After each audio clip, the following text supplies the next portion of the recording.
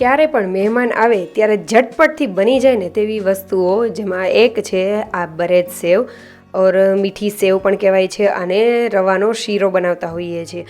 આ વસ્તુ નોર્મલી બધાના ઘરમાં બનતી જ હોય છે અને જે આસાનીથી બની જાય તેવું છે. પણ આજે આપણે એવું ઇન્ગ્રીડિયન્ટ એડ કરશું ને તો તેનાથી ખૂબ જ સ્વાદિષ્ટ એવી આ બનીને તૈયાર થઈ જશે. તો જરૂરથી વિડીયોને એન્ડ સુધી જોતા રહેજો. તમારું સ્વાગત છે મારી ચેનલમાં અને આપ સૌને મારા જય શ્રી કૃષ્ણ. તો ચાલો શરૂ કરીએ આજની આ રેસીપી. તો સૌથી પહેલાં આપણે દૂધને ગરમ મૂકી દઈશું. થોડું અડધો કપ જેટલું આશરે હશે. મલાઈ સાથે મેં દૂધ ગરમ કરવા માટે મૂકેલું છે. સાથે મેં અહીંયા પાણીને પણ ગરમ કરવા માટે મૂકેલું છે. તો અહીંયા હું તમે જોઈ શકો છો કે આ રીતની સેવ લઈ રહી છું, જે ઘઉંના લોટની સેવ કહેવાય છે. એકદમ પતલી એવી આ રીતની આવે છે, પેકેટમાં મળી જાય છે. આ મેં છૂટી લીધેલી હતી તો આ રીતે આવેલી છે. તો તમે કોઈ પણ લઈ શકો છો. આ રીતની એકદમ પતલી એવી હોય છે. તો હવે આપણે તેને એકદમ ચૂરો કરી દઈશું. તમે જોઈ શકો છો કે કારણ કે આપણે જ્યારે બનાવીશું ત્યારે પણ તે નાની નાની થઈ જ જવાની છે, અને જો મોટી મોટી હોય ને તો ત્યારે આપણે હલાવતા હોય ને ત્યારે ઉડે છે બહુ. એટલે આ રીતનું આપણે ચૂરા જેવું કરી લેશું. બહુ વધારે ભૂકો નહીં થાય, પણ આ રીતે થોડો નાના નાના ટુકડા થઈ જશે. તો મેં અહીંયા એક વાટકી જેટલી આજે બરેજ સેવ બનાવેલી છે. તો આ વાટકી જેટલી મેં એક કાઢી લીધેલી છે, બાકીની આપણે સાઈડમાં રાખી દઈશું. હવે એક પેન લઈ લઈશું, તેમાં આ સેવને એડ કરી દઈશું. દૂધ ગરમ થઈ ગયું છે તો તેને સાઈડમાં રાખી દઈશું અને આ સેવને આપણે ગેસ ઉપર લગાવી દઈશું. હવે તેને આપણે લો ફ્લેમ ઉપર મતલબ કે શેકવાની છે. તો તેમાં આપણે ઘી એડ કરીશું. તો મેં 2 થી 3 ચમચી જેટલું ઘી એડ કરેલું છે. આ સેવમાં બહુ વધારે ઘીની જરૂર નથી પડતી હોતી, અને એમનો સરસ એવી થઈ જાય છે બહુ ઓછા ઘીમાં. હવે આપણે કન્ટિન્યુઅસલી લો ફ્લેમ ઉપર આપણે સરસ એવી તેને શેકવા દઈશું. જેમ જેમ તે ધીમે ધીમે શેકાશે એમ તે સરસ એવી સુગંધીદાર એવી થતી જશે.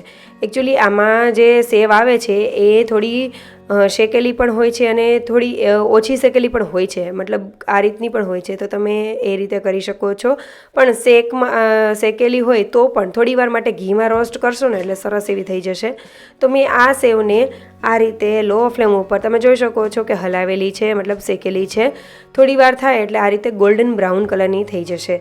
તેનો બ્રાઉન કલર તો છે, પણ ઘીમાં શેકાશે ને એટલે તેનો કલર થોડોક એવો ડાર્ક થઈ જશે, ગોલ્ડન બ્રાઉન કલર થઈ જશે. તો આ રીતે એક સરખી એવી બધી સેવને શેકાઈ જઈને ત્યારબાદ ગેસની ફ્લેમ આપણે લો જ રાખેલી છે. તો ગરમ પાણી પણ થઈ ગયું છે સાઈડમાં, તો તે આપણે એડ કરીશું. હવે પાણી કેટલું એડ કરવું ને એ હું તમને જણાવીશ કે કઈ રીતે કરવાનું છે. તો મેં આટલી સેવ લીધેલી છે તો તેમાં મેં થોડું અત્યારે પાણી ગરમ એડ કરેલું છે, કારણ કે ગરમ પાણી એડ કરવાથી કુકિંગ પ્રોસેસ જે છે તે સ્ટાર્ટ રહે. તો આ રીતે આપણે હલાવતા જશું અને થોડું ગરમ પાણી એડ કરી દેશું. તો આ રીતે તમે જોઈ શકો છો કે મતલબ કે સેવ ડૂબતી પણ નથી એટલું મેં પાણી એડ કરેલું છે. સાથે મલાઈની સાથે મેં દૂધ ગરમ કરેલું એ એડ કરેલું છે. એ પણ મેં અડધા કપથી પણ ઓછું એડ કરેલું છે, અને આ સેવ બધી ડૂબી જાય ને એ રીતે આપણે બંને વસ્તુ મિક્સ કરીને એડ કરેલું છે. દૂધ જે છે તે ફૂલ ફેટ મિલ્ક છે એટલે સરસ મલાઈ જેવું થશે, અને ઉપરથી જે મલાઈ બની હોય એ પણ એડ કરેલી છે એટલે મલાઈદાર એવું તૈયાર થશે. હવે આપણે તેમાં ખાંડનો ઉપયોગ નહીં કરીએ. જનરલી કેવું હોય કે આ જે સેવ છે તેમાં દૂધનો પણ ઘણા ઉપયોગ કરતા હોય, ઘણા માત્ર પાણી ગરમ કરેલું જ એડ કરતા હોય છે અને ખાંડ એડ કરી દેવાની હોય છે લાસ્ટમાં. પણ આજે મેં સાકરનો ઉપયોગ કરેલો છે, તો સાકરનો પાવડર બનાવેલો છે તે આમાં એડ કરી દઈશું. હવે સાકર જે છે તે હું કટકે પાવડર એડ કરી રહી છું. તો મેં સૌથી પહેલાં 2 ચમચી સાકરનો પાવડર એડ કરેલો છે. સાથે આ છે માવાનો, એટલે કે માવો કહીએ પેંડાનો, એ છે. પણ આ ઘરે બનાવેલો છે અને તે ખાંડ વગરનો છે, એટલે આપણે એ રીતે આમાં સાકરનો પાવડર એડ કરીશું. તો અત્યારે ટોટલ મેં 2 ચમચી એડ કર્યો, પાછળથી 1 ચમચી એડ કરેલો છે સાકરનો પાવડર, અને બધી વસ્તુ મિક્સ કરી લેશું.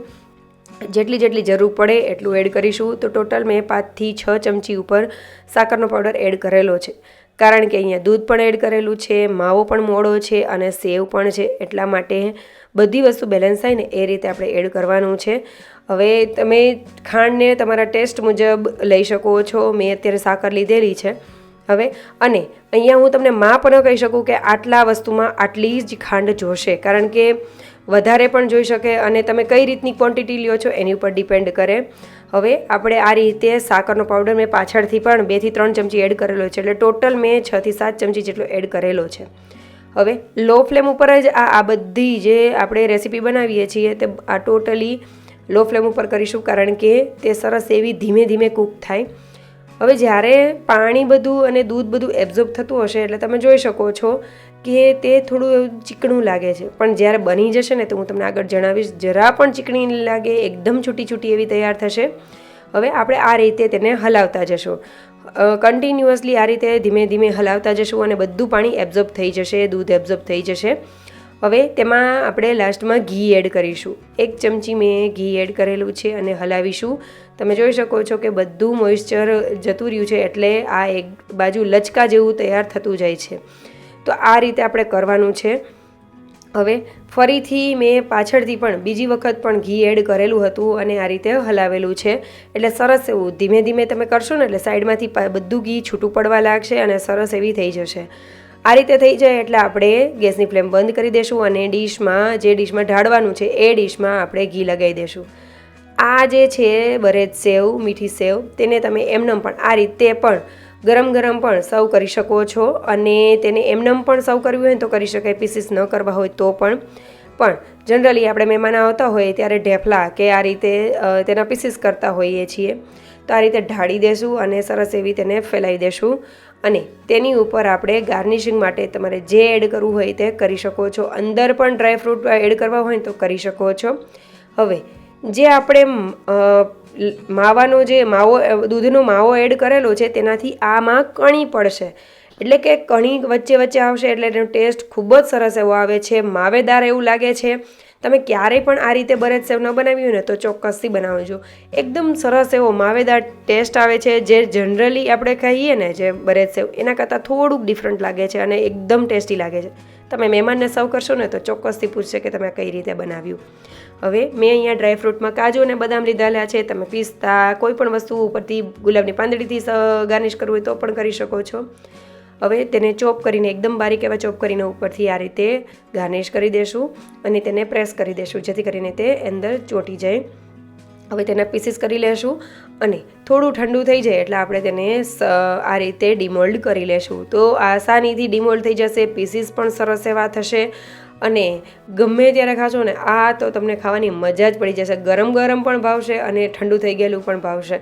તો બધા પીસીસને આપણે સર્વિંગ પ્લેટમાં લઈ લેશું અને તમે જોઈ શકો છો એકદમ ટેસ્ટી એવી બને છે આ સેવ. જરૂરથી બનાવજો અને બનાવવામાં પણ સરળ છે, ફટાફટ તૈયાર થઈ જાય તેવી છે. પણ માવો જ્યારે પણ તમારી ઘરે દૂધ હોય ને તો તમે બનાવીને તૈયાર કરી શકો છો, માત્ર તેને ઉકાળવાનો જ હોય છે અને લાસ્ટમાં જે બચે એ તમે કન્ટેનરમાં ભરીને ફ્રીજમાં સ્ટોર પણ કરી શકો છો.